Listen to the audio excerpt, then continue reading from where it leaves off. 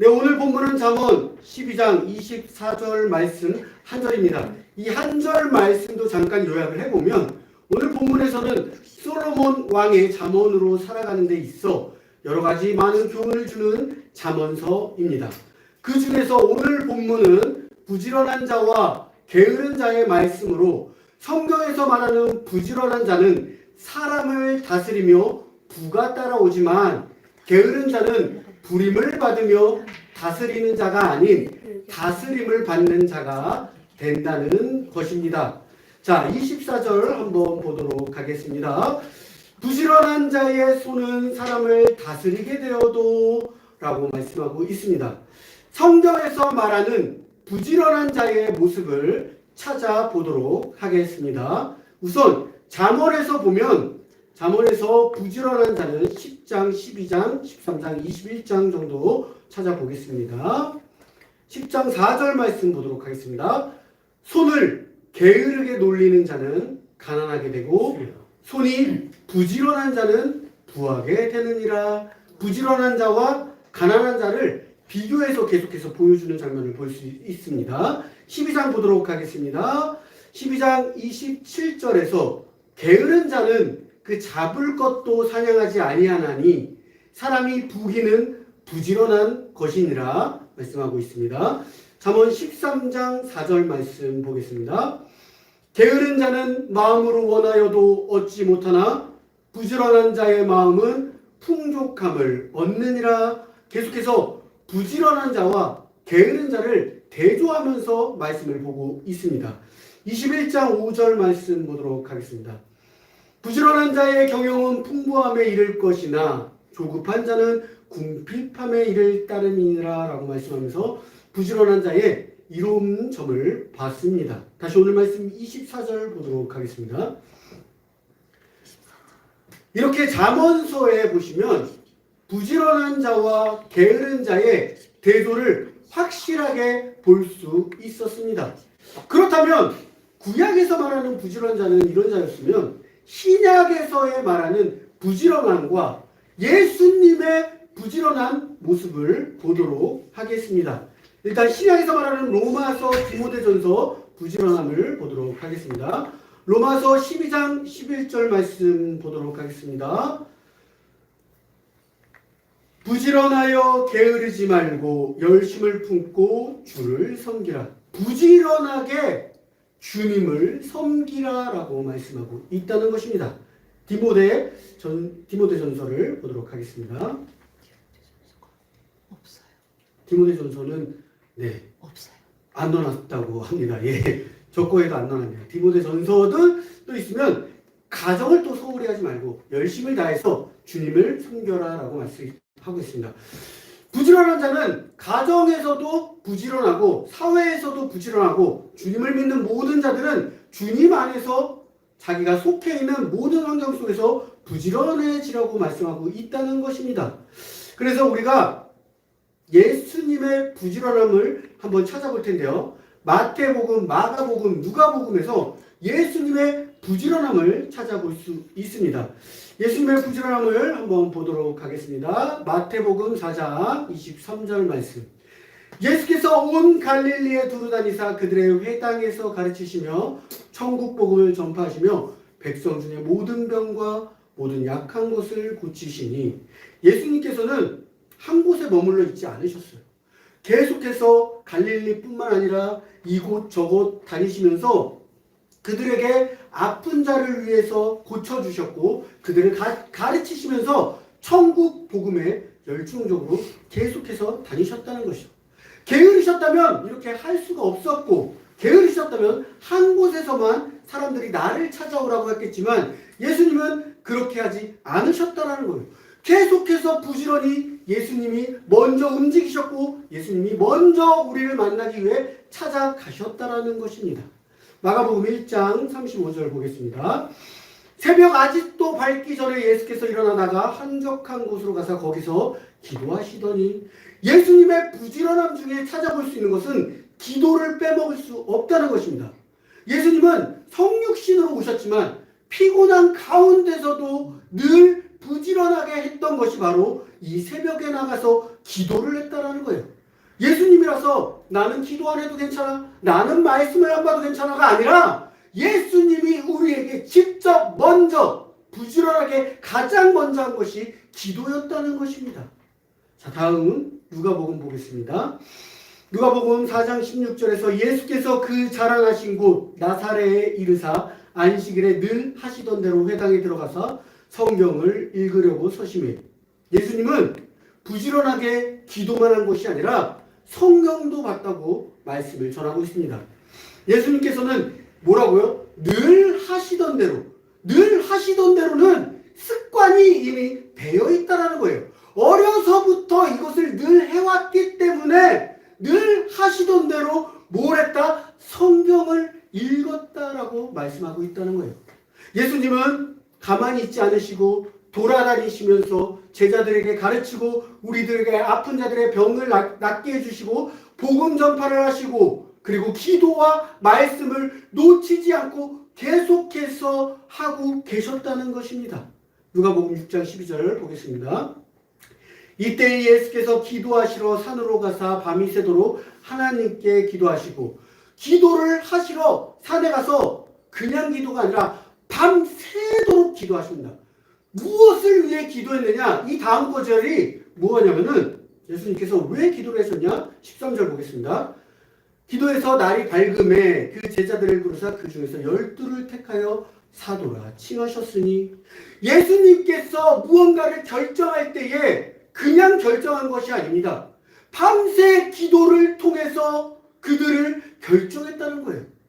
예수님이 그냥 내가 성육신을 입은 신으로 왔으니까 너 내 제자가 되거라, 이것이 아니라 예수님도 12 제자들을 부르실 때에는 밤새 기도를 하셨고 그 기도를 통해서 응답을 받은 제자들을 12를 택하셨다라고 말씀하고 있다는 것입니다. 예수님은 무언가를 선택할 때에도 주님께, 하나님께 기도하면서 계속해서 물어보고 여쭤보고 그 기도를 통해서 사도들을 택했다고 본문에서 오늘 성경 말씀에서 말하고 계십니다. 누가복음 22장 39절과 40절을 보도록 하겠습니다.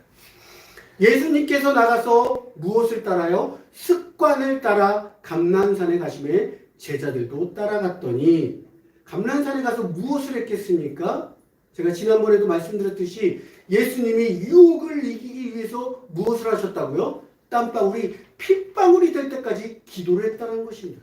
바로 이 장면 22장 40절. 이곳에 이르러 그들에게 이르시되 유혹에 빠지지 않게 기도하라 하시고 말씀하십니다. 예수님은 본인이 유혹에 빠지지 않게 하기 위해서 제자들을 이끌고 제자들 앞에서 먼저 기도를 하면서 유혹에 빠지지 않기 위해서는 기도를 해야 한다고 가르치고 계시다는 것입니다.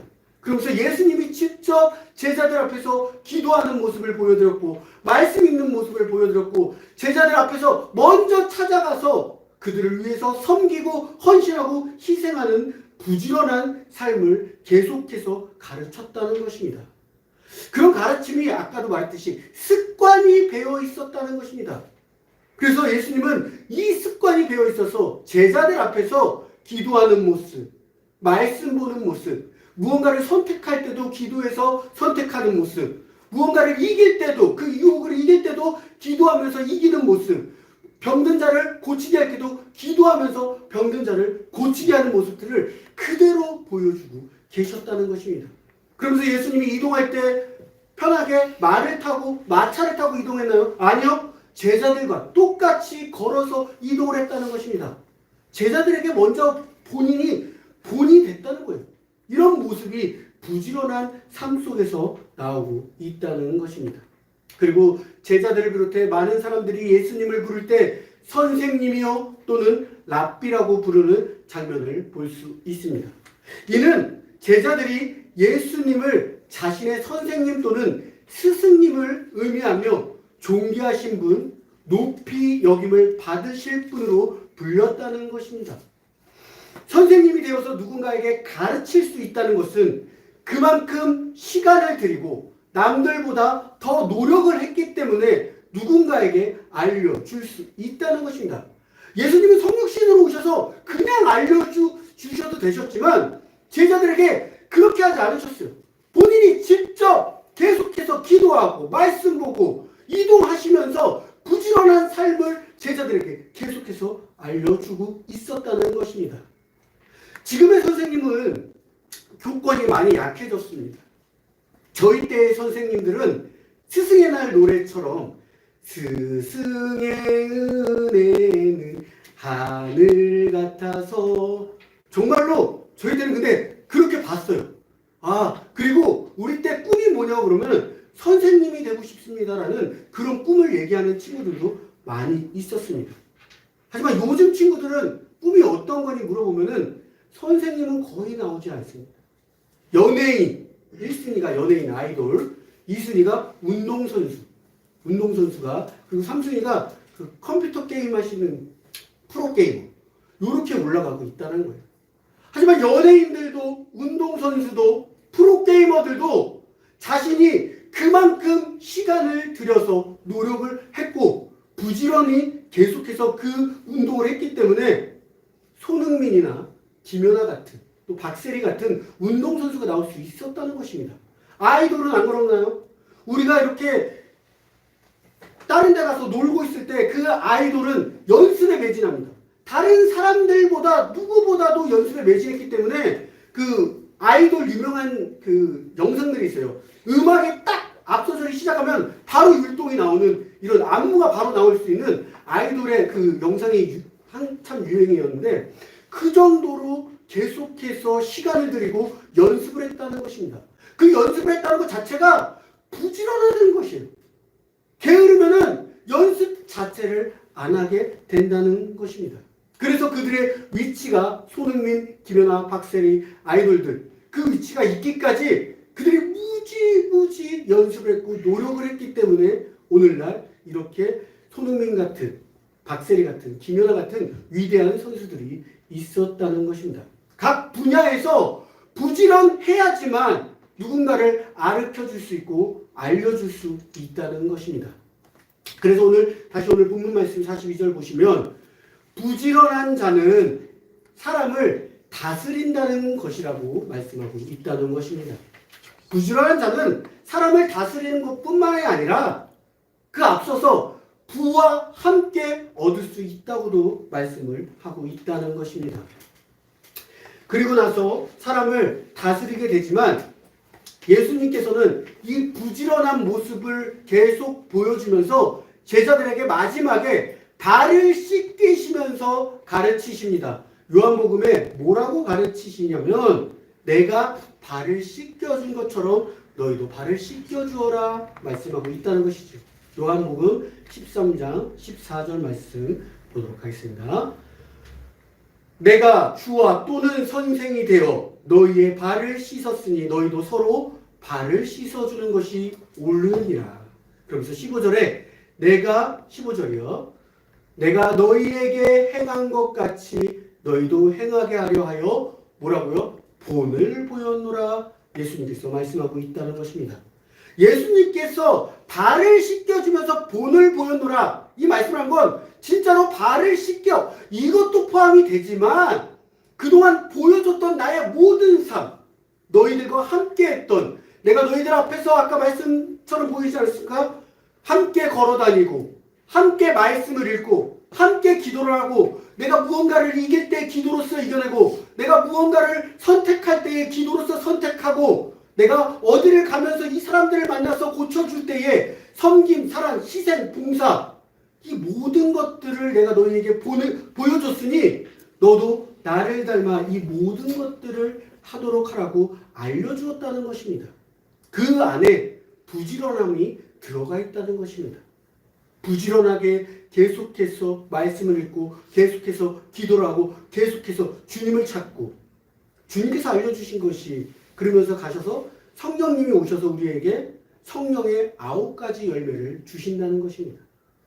그 성령의 9가지 열매를 갖기 위해서는 계속해서 예수님의 삶을 닮아가야 한다는 거예요.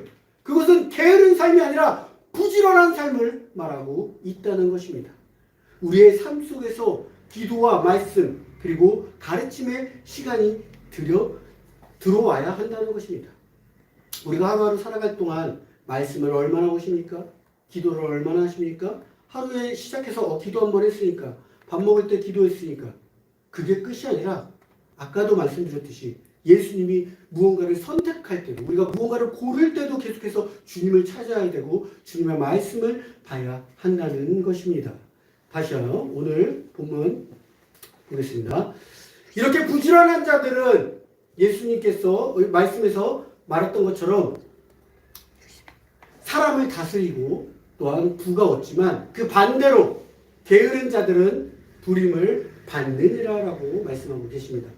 앞에서 잠언서 게으른 자와 부지런한 자를 비교하면서 계속 말씀을 봤습니다. 저는 오늘 본문을 준비하면서 은혜 받은 내용은 오늘 제목처럼 시간을 들인 만큼 성장한다입니다. 지난번에 저희 교회에 매너유님, 우리 윤동모 청년이 와서 교회에 와서 예배를 드린 적이 있었습니다. 그러면서 이 친구가 교회에 예배 와서 나도 주님을 만나 뵙고 싶다. 나도 너가 만난 주님을 뵙고 싶다라고 얘기를 하면서 금요 기도회까지 참석도 했었습니다. 하지만 지금은 다시 예전의 삶으로 돌아갔습니다. 예전의 삶을 즐기고 누리고 있습니다. 내가 예수님을 만나고 싶다 해서 바로 만나는 사람들도 분명 있습니다. 하지만 대부분의 사람들은, 제가 봐온 사람들은 바로 만날 수가 없었습니다. 저 또한 바로 예수님을 만나고 싶어요. 예수님 저를 만나게 해주세요. 했지만 바로 만나주지는 않았다는 것입니다. 오늘 제목처럼 시간을 들인 만큼 성장한다는 것은 예수님을 만나기 위해서 그만큼 시간을 들여야 한다는 것입니다. 예수님께 시간을 들인다는 것은 그만큼 우리가 부지런해야 한다는 것입니다. 우리는 회사에 출근할 때 지각하기 위해 출근하는 사람은 없습니다. 학교도 마찬가지입니다. 지각을 하기 위해 학교 가는 사람은 없다는 것입니다. 제 시간 정시에 출근을 하려고 부지런을 떨고 있다는 것입니다. 그만큼 자신의 시간을 쪼개서 부지런을 떨어야 학교건 회사건 지각을 안 한다는 것입니다. 우리의 성장도 마찬가지입니다. 부지런을 떨어야 성장할 수 있다는 거예요. 우리가 게으름을 피면 우리의 삶이 성장하지 않는다는 것입니다.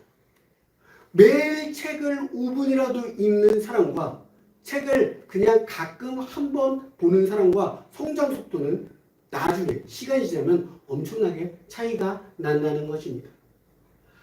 제가 20년 동안 술을 마셨어요. 20년 동안 술을 마시다가 한 열흘 정도 술을 참고 예수님 만나게 해주세요. 예수님의 음성을 들려주세요. 예수님을 만나고 싶습니다. 안 들렸어요. 20년을 술을 먹었는데 꼴랑 열을 해놓고 이 열흘 동안 예수님 안 만나니까 제가 뭐라고 할게요? 예수님 안 만나주니까 여기서 그만둬야겠네. 그리고 다시 세상 속으로 나가서 또 세상 사람들과 놀고 있었다는 것입니다. 물론 성경에 보면 예수님과 십자가에 달릴 때 세 명이 이렇게 예수님 좌우에 또 다른 두 명이 십자가에 달려서 한 명은 예수님 저도 오늘 예수님과 함께 있고 싶습니다. 그래서 바로 그 자리에서 예수님을 만난 사람이 있다는 것입니다. 하지만 아주 극히 드물다는 거예요. 우리가 살아가는 동안에는 이렇게 예수님 만나고 싶습니다 해서 그래 오늘 내가 너를 만나겠다 하면서 바로 찾아오는 경우는 극히 드물다는 것입니다. 그래서 잘못을 저지르기 전에 사람들이 내가 여태껏 다 잘못 지르고 난 다음에 마지막에 죽을 때 예수님 믿으면 되는 거 아니야? 물론 그때 믿어서 되는 사람이 있다니까요. 하지만 그렇게 되기까지가 많은 사람들이 힘들어합니다. 제가 아까 말씀드렸지만 극히 드물다는 거예요. 예수님의 제자들도 마찬가지예요. 3년 동안 예수님을 따라다녔지만 예수님이 십자가에 달리셨을 때 어떻게 했죠? 예수님을 배반하고 다 도망갔다는 것입니다. 3년이나 따라다녔는데 자신의 모든 것을 버리고 따라다녔지만 예수님을 직접 봤지만 그들은 예수님을 버렸다는 것입니다. 하지만 마지막에 회개하고 예수님께 돌아와서 예수님의 삶을 사는 12 제자들을 볼 수 있었다는 것입니다. 그러기에 우리가 그만큼 예수님께 시간을 들여야 한다는 것입니다. 내가 꼴랑 한 달 시간을 들여놓고 중도 포기한다는 것은 이미 내 마음속에 내가 결정을 했기 때문에 예수님이 안 들어오는 거예요. 예수님이 들어오려면 내 자신을 회개하고 내 자신을 내려놔야 된다는 것입니다. 근데 우리가 정할 때 어떻게 정하죠? 일주일 안에 예수님 음성 안 들으면 저 예수님 안 믿겠습니다. 제 기도 안 들어주시면 전 예수님 안 믿겠습니다 하면서 중도 포기를 한다는 것입니다. 그리고 그 마음은 이미 예수님을 향한 마음이 아니라 내 마음, 내 욕심이 들어가 있는 기도가 되어 있다는 것입니다. 자, 제가 여기서 예를 들면 목사가 되고 싶다 해서 우리 성도님들이 바로 목사가 될 수 있을까요? 아닙니다. 바로 목사가 될 수 없어요. 그만큼 시간을 들여야 된다는 거예요. 특히 우리 감리교에서 다이렉트로 목사가 되려면 최소가 10년이 걸립니다. 10년이라는 시간을 저는 여기에 들였다는 것입니다. 대학교 4년, 대학원 3년, 또 수련목이나 개척이나 선교사 중 3년을 해야지만 시험을 봐서 목회자가 될 수 있습니다. 그 중에 한 번이라도 떨어지면 1년을 더 기다려야 한다는 것이죠. 저는 대학교 5년, 대학원 4년, 또 떨어졌어요, 시험도. 다 떨어졌어. 10년 만에 안 됐다는 거예요. 그래도 중도에 포기했을까요? 포기했으면 이 자리에 있었을까요? 아니라는 거죠. 그만큼 더 시간을 들이고 더 주님을 만나 뵙기 위해서 더 매달렸다는 것입니다. 그래서 주님의 음성을 진짜 들었고 주님께 저의 모든 것을 내려놓고 회개를 통해서 주님께 나아갔다는 것이죠. 그러면서 제가 며칠 전에 만났던 우리 매너 윤동문 청년에게도 고작 보름 주님 찾고 주님의 음성을 듣길 원한다면 그건 너의 욕심일 거다. 너가 그만큼 더 시간을 들여야 하고 그만큼 술을 먹은 시간보다 주님을 만나야 하는 시간을 더 들여야 한다라고 제가 말을 한 적이 있습니다.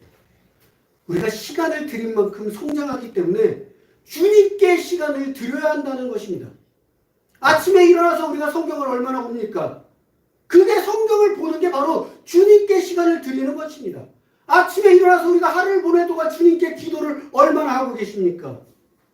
세상적인 사람보다 더 많은 기도를 해야 되는 게 맞지만 세상적인 사람들과 함께 어울리다 보면 기도를 하는 시간, 말씀을 읽는 시간, 주님을 만나는 시간이 점점 잃어간다는 것입니다. 그래서 오늘 본문 말씀 제목처럼 시간을 들인 만큼 성장한다는 것은 주님께 시간을 드려야 한다는 것입니다. 말씀의 시간을 드려야 되고요. 성경의 시간을 드려야 되고요. 기도의 시간을 드려야 되고요. 찬양의 시간을 드려야 되고요. 예배의 시간을 드려야 한다는 것입니다. 그렇게 시간을 드리면 우리의 욕심이 내려져 가고 우리의 마음속에서 회개가 나오고 그때 주님이 우리 마음속에 들어오시고 주님의 음성을 들을 수 있다는 것입니다. 우리의 욕심을 담아서 기도하면 주님의 음성이 들리지 않아요.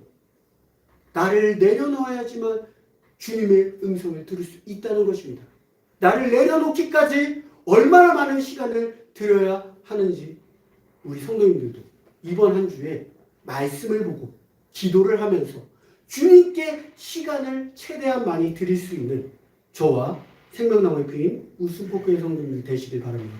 주님의 이름으로 기도하겠습니다. 네.